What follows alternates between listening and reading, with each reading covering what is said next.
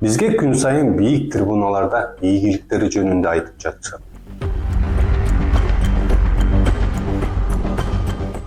Бул бири-бири менен чырмалышкан бир нече кландын коалициясы. Ташиевтер күч түзүмдөрүн, Жапаровдун үй бүлөсү алтынды, жерди чырмалышкан бир чоң үй бүлөлүк кланга айланды. Ал эми Адилеттин тоюндагы күйөө жолдош Эскат Нуркожоев, Садыр Жапаровдун инисинин баласы.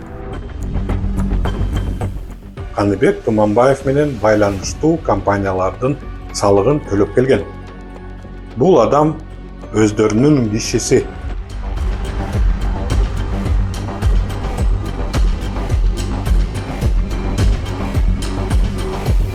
Чек ара боюнча келишимдер жарыяланбайт.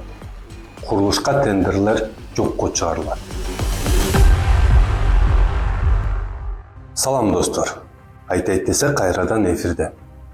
Бүгүн биз майда чүйдө уурулук же күнүмдүк көйгөйлөр жана андан да маанилүүрөөк нерсе жөнүндө биздин жалпы үйүбүз Кыргызстан эмне болуп жаткан тууралуу сүйлөшкүм келип жатат. Бизге күн сайын бийик трибуналарда ийгиликтери жөнүндө айтып жатышат. Бирок ар бирибиз дүкөнгө кирип, азык-түлүк алып жатып, төлөгөндө бир нерсе туура эмес болуп жатканын сезип жатасызбы? Эгер баары ушунчалык жакшы болсо, анда жашоо эмне үчүн орлошуп баратат? Акыркы жылдары Темиров Лайф, Клоу жана Оссирпидеги кесиптештер биргеликте 20дан ашуун иликтөө чыгарышкан. Бүгүн мен баардык иликтөөлөрдү бириктиргим келет. Биз өзүнчө уурулук фактылары эмес, алар курган система бүтүндөй көрүшүбүз үчүн. Келгиле, аны үй бүлөлүк уюшкан топ деп атайлы.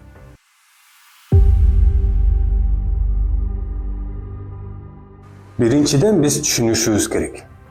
Кыргызстанда жөн эле бийлик деген жок. Башкаруучу уюшкан топ бар. Бул бири-бири менен чырмалышкан бир нече кландын коалициясы.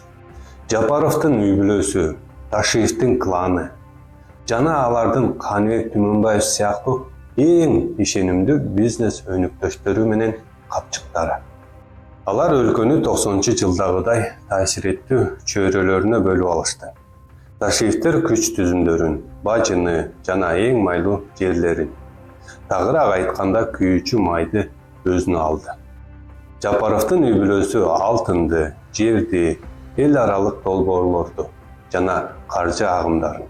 Түмөнбаев жана анын президенттин иш башкармалыгы болсо, бардык мамлекеттик ээри курулуштарды көзөмөлдөгөн супер министрге айланды. Алар жөн гана чогуу иштешпейт. Алар жалпы бизнес кызыкчылыктары жана жалпы кылмыштар менен чырмалышкан бир чоң үй бүлөлүк кланга айланды. Хабибулла Абдыкадырдын үй бүлөсүнө Мадина базары, Камволдук сукон комбинаты, Бишкек Сити, Ыйман борбору жана башка объекттер өттү. Президенттин инисинин жубайына Жиби заводу, Сан Сити, мурдагы Бишкек мэри Азиз Сурахматов менен бизнес өнүктөштү. Арзыбек Бурхановдун үй бүлөсүнө заводдор, эс алуу жайлар, казинолор, ГЭСтер жана курулуш контракттар. Президенттин уулу Рустам Жапаровдун досторуна Еврошпал заводу, Модуль Хаус заводу, Иркиштамда логистикалык борбор, пансионаттар жана башка объекттер. Каныбек Туманбаев президенттин иш башкармасы, анын адамдары аркылуу бардык ири мамлекеттик курулуш долбоорлоруна ээ болгон компаниялар иш алып барат. Ошол эле Хан Сарай, стадион, кызмат үйлөрү жана мамлекеттик ипотекалык компаниянын үйлөрү. Бул болгону биз иликтөөчү журналисттер аныктай алган гана бөлүк. Биз болгону ким эмне алды деп эсептеп жаткан жокпуз. Биз далил менен көрсөтүп жатабыз. 3 кадамдан турган алдоо технологиясы. Бул түзүмдө өзүнүн колтамгасы бар. Биздин өлкөнү биздин тартып алуунун технологиясы ал дайыма 3 кадамда турат. Биринчи кадам – көз жомок. Баары дайыма асыл максатта башташат. Биз 30 жылдык чек ара маселени чечип жатабыз. Биз балдар спортун өнүктүрүп жатабыз.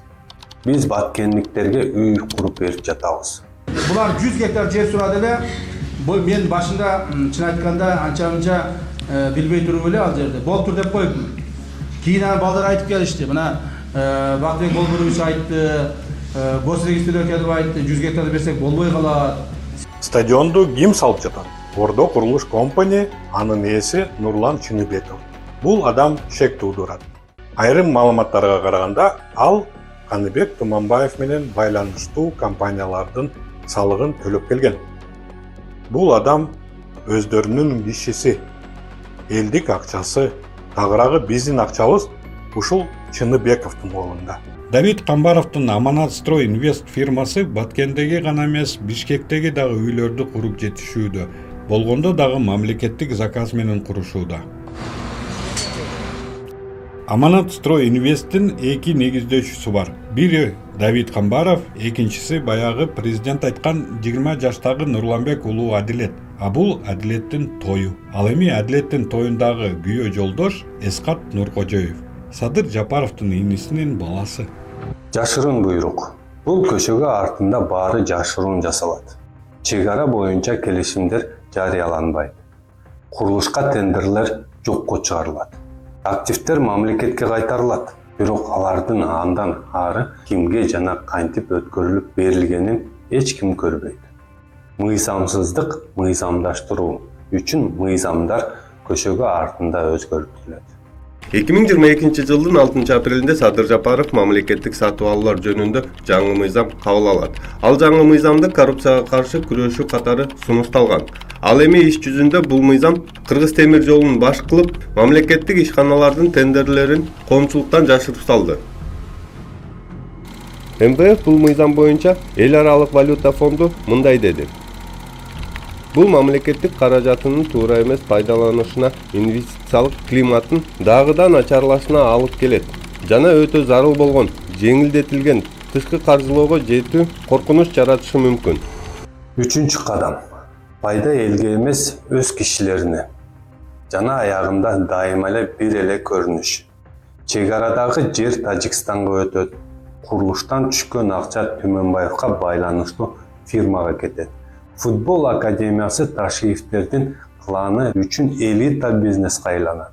Ал эми уурулардан, жеке ишкерлерден тартып алган активдер Жапаровдун үй бүлөсүнүн достору менен туугандарына колуна өтөт.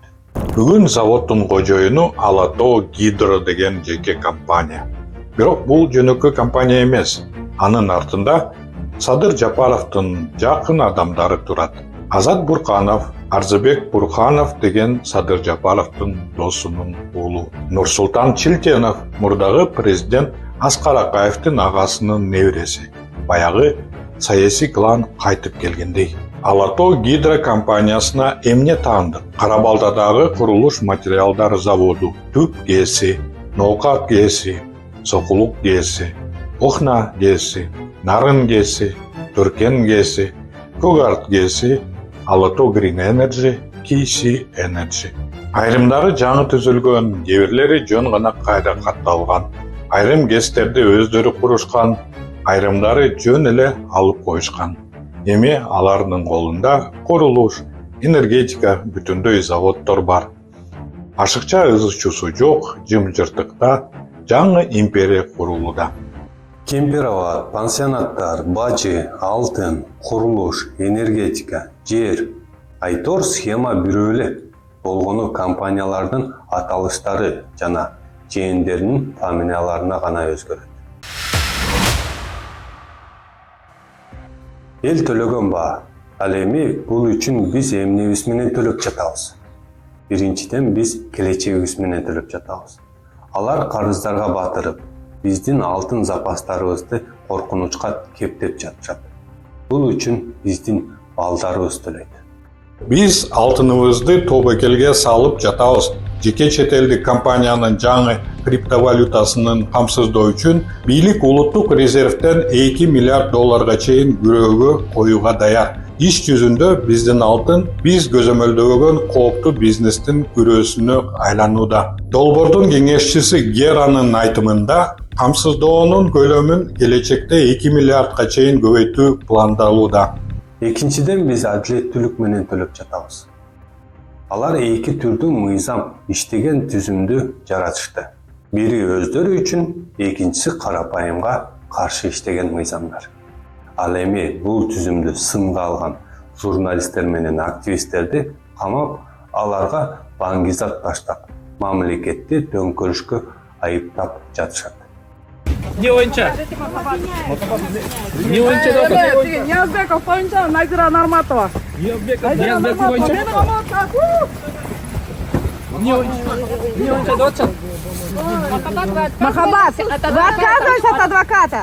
От адвоката вы отказывались? Үчүнчүдөн биз өз өлкөбүз менен тагыраагы Кыргызстандын жерлери, тоо кендери, суу жана свет менен төлөп жатабыз. Бизди эл аралык афераларга аралаштырып, миллиарддаган доо арыздарга коркунучуна кептеп жатышат. Кара тизмеге кирүүгө жана Гондурастагыдай миллиарддаган доо арыздарга коркунучуна кептеп жатышат. Алар кабыл алган мыйзамдарда чындыгында эмне деп жазылганын карап көрөлү. Биринчи, бул Кыргызстандын мыйзамдары иштебеген аймагы. 10-берене. Тамчы АИА жөнүндө мыйзамдын жоболору менен конституциялык мыйзамдын кодекстин жоболорунун ортосунда коллизия болгон учурда тамчы АИА жөнүндө мыйзамдын жоболору колдонулат. Экинчи, талаш таркыш жаралса, сизди биздин мамлекеттик сот эмес, алардын жеке соту соттойт. 14-берене. Талаштарды чечүү боюнча эл аралык борбор Кыргыз Республикасынын сот тутумуна кирбейт. Апелляциялык комитеттин чечимдери акыркы болуп саналат. Бирок эң коркунучтуусу бийлик шаблон түзүп койду. Эртең ушундай эле бөтөн мыйзамдар менен жашаган аймактар Кыргызстандын каалаган жеринде пайда болушу мүмкүн. Ошентип жыйынтыгында биз эмнени көрүп турабыз? Бул курулган жана иштеп жаткан түзүм мамлекетти коргоо үчүн түзүлдүбү? Же бул түзүмдөр тескерисинче жасалып жатышабы? Ал эми мыйзамсыздыктарды мыйзамдаштыруу үчүн мыйзамдарды колдонот. Ал күч органдарды бизди эмес, өлкөнү тонуп жаткандарды коргоо үчүн колдонушу. Ал эми бизди жалпы байлыгыбызды, жерди, алтынды, ишканаларды бир үй бүлөнүн жеке байлыгы катары колдонушу. Ошондуктан бул биз көнүп калган маанидеги мамлекет эмес. Бул Кыргызстан аттуу жеке менчик эри ишканага айланууда. Өз жарандары үчүн келечек курбастан банкроттун алдында акыркы активдерди шашылыш түрдө саткан коррупция. Эң коркунучтуусу биз, сиз менен бул ишкананын үлүш ээлери эмеспиз. Биз анын акыркы байлыгыбыз. Ойлонгула достор. Мен сиздер менен Улан Нурманбетов болдум. Көрүшкөнчө аман туруңуздар.